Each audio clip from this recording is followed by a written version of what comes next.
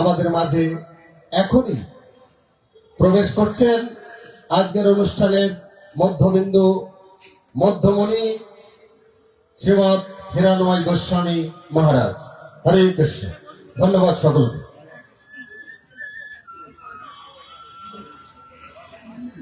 হরে কৃষ্ণ। আজকের বিশাল হিন্দু মহাসম্মেলনের অনুষ্ঠানমালার এই পর্যায়ে রয়েছে বক্তব্য পরিবেশন করার জন্য সবিনয় অনুরোধ জানাচ্ছি বিশ্ব হিন্দু পরিষদ মধ্যবঙ্গ যথা 8টি জেলার সম্মানিত সভাপতি শ্রী শ্রুতিশেখর গোস্বামী মহোদয়কে। শ্রী শ্রুতিশেখর গোস্বামী মহোদয়, যারা রোদের মধ্যে পড়েছেন আপনারা সামনে চলে আসতে পারেন। হরে কৃষ্ণ।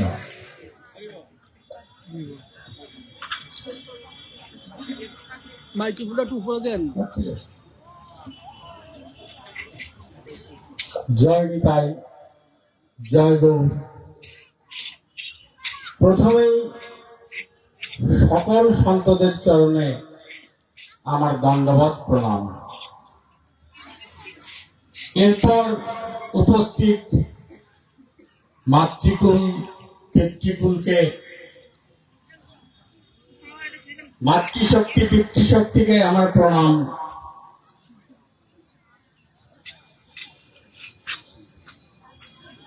এরপর যাদের চিন্তাধারায় সারা ভারতবর্ষে হিন্দু সম্মেলন সংগঠিত হচ্ছে, সেই রাষ্ট্রীয় সংঘের স্বয়ংসেবক সংঘের কার্যকর্তা যারা ঘর বাড়ি ছেড়ে সংসার ছেড়ে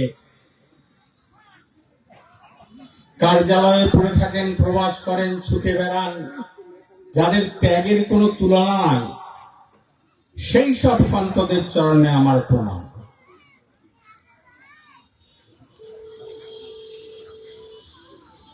আজ হিন্দু সম্মেলন কথার অর্থ সংগঠিত হওয়া।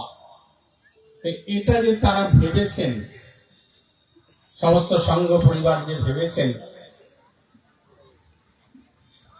কারণ সংগঠিত করার প্রয়োজন হলো কেন? কারণ ভারতবর্ষে 84 কোটি হিন্দু, কিন্তু হিন্দুরা সংগঠিত নয়। তাই আমাদের উপরে অল্প কিছু সংখ্যক মানুষ, জিহাদি মানুষ আমাদের উপরে বিভিন্ন জায়গায় বিভিন্ন ভাবে অত্যাচার চালায়।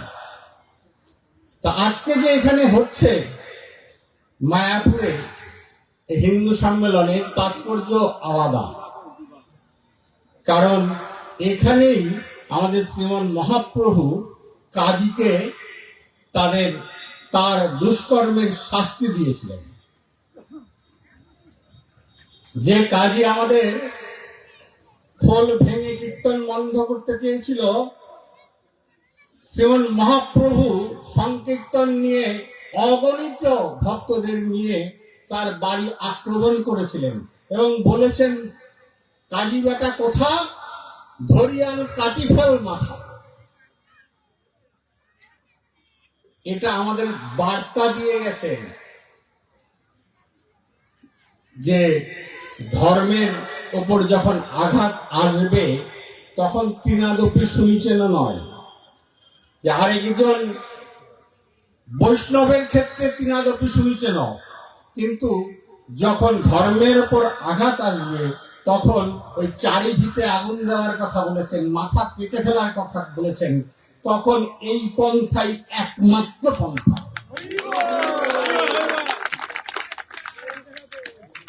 তাই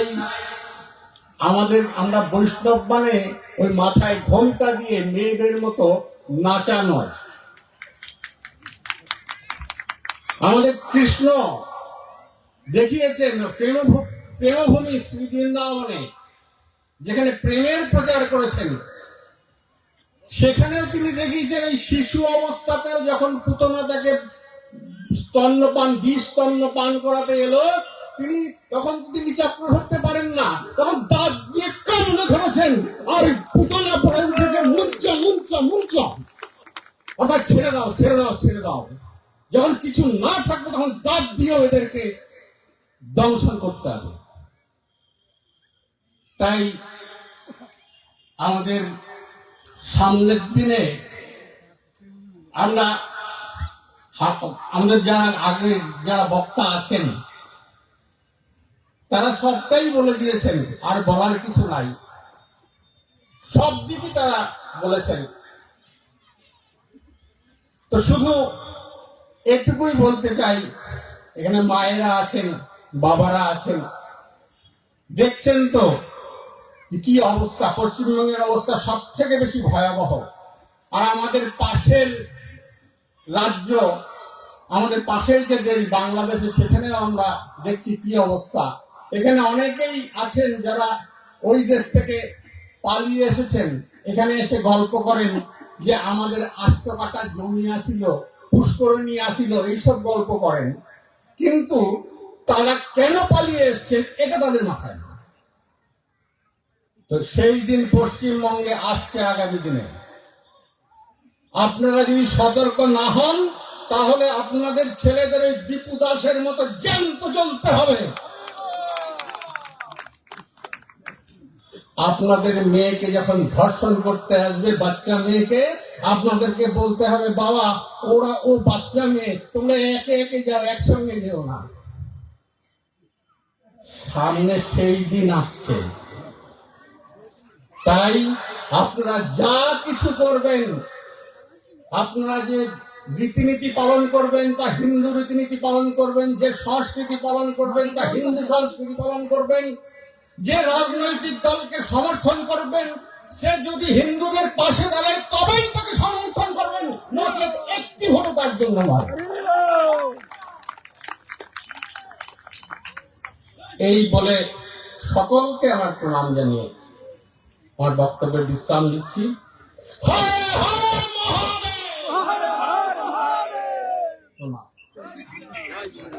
জয় শ্রীরাম।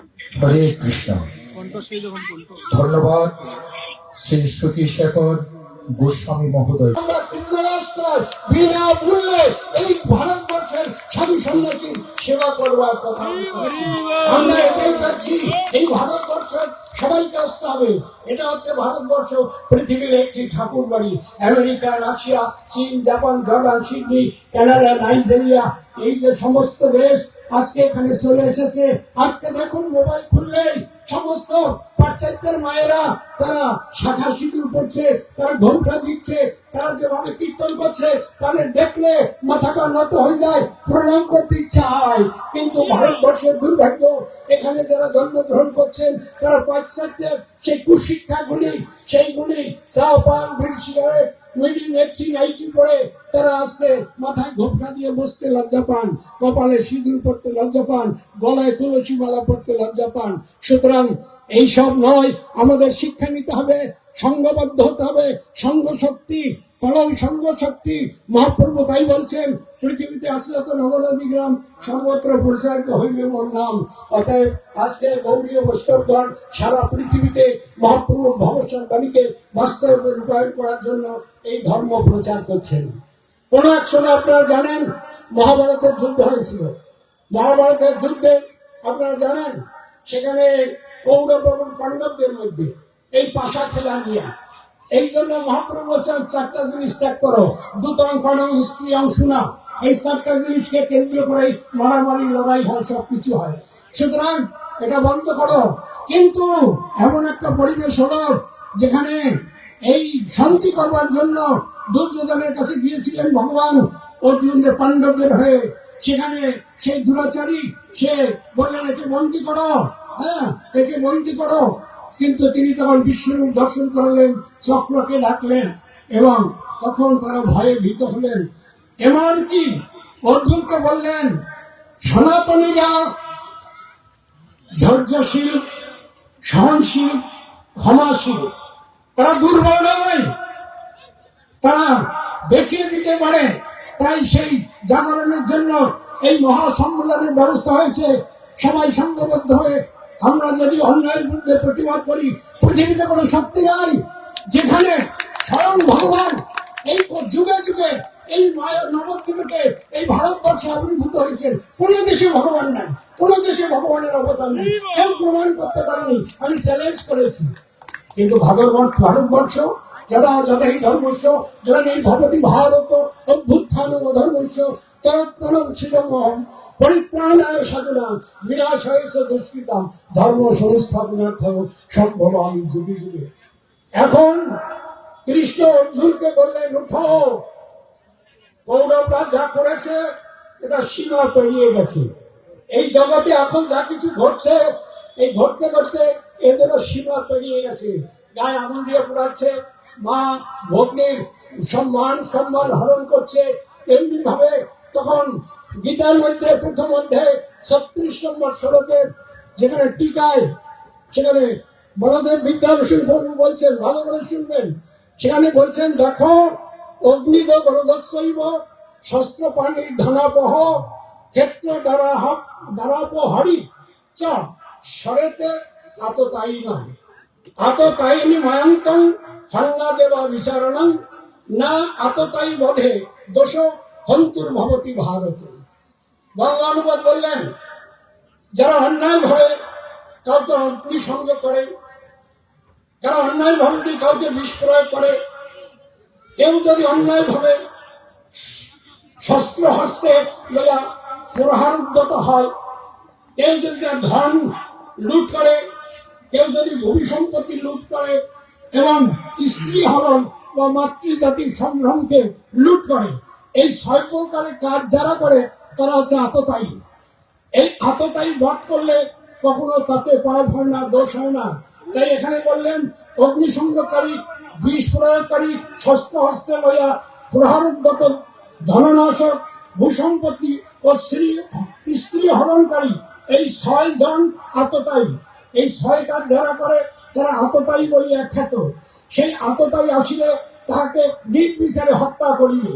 হে ভরত বংশধর, আততায়ী বধে হত্যাকারীর কোনো দোষ হয় না। অতএব পৃথিবীতে আজকে হিন্দু নিধন যজ্ঞে যারা লিপ্ত হয়েছে, তাদের এরা কোনো হিন্দু নয়, মুসলিম নয়, এদের কোনো জাত নাই, এরা সন্ত্রাসী, এরা আততায়ী। অতএব এই আততায়ীকে বধ করার উপদেশ ভগবানই করেছেন। তাই আমরা সংঘবদ্ধ হয়ে প্রয়োজনে অস্ত্র ধারণ করতে হলেও এই সব ব্যক্তিদেরকে নিধন করার জন্য ভারতবর্ষকে বিধর্মী মুক্ত করে ভারতবর্ষকে হিন্দু রাষ্ট্র করার জন্য যা কিছু করতে হয়, আমরা সকলে একত্রিত হয়ে আমাদের রক্ত দিয়ে আমরা এই ভারতবর্ষকে হিন্দু রাষ্ট্রে পরিণত করবো। এইটাই RSS বিশ্ব হিন্দু পরিষদ এবং ভারতীয় যারা আমরা আছি, আমাদের এটাই উদ্দেশ্য। তাই আপনাদের কাছে স্বনির্বন্ধ নিবেদন, আমাদের প্রয়োজন এই রক্ত দিয়েও আমরা এই বিধর্মী মুক্ত করে ভারতবর্ষকে হিন্দু রাষ্ট্রে পরিণত করবো। এ বিষয়ে কোনো সন্দেহ নেই। বাঞ্ছা কল্পতরুভ্যশ্চ কৃপা সিন্ধু বৈবচ পতিতানাং পাবনেভ্যো বৈষ্ণবেভ্যো।